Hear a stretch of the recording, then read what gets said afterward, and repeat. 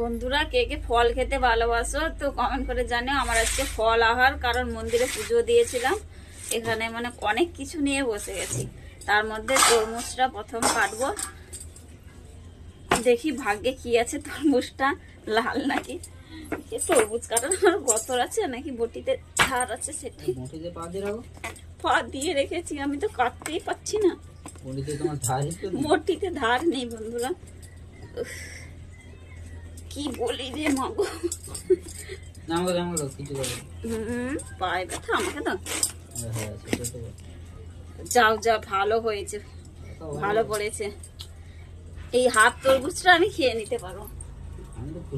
হ্যাঁ ওরকম মনে হয়। তোমার মনে হয়? হ্যাঁ 1 ঘন্টা টাইম দাও। 1 ঘন্টা? আমি তো এটা 10 মিনিটে সারা করবো।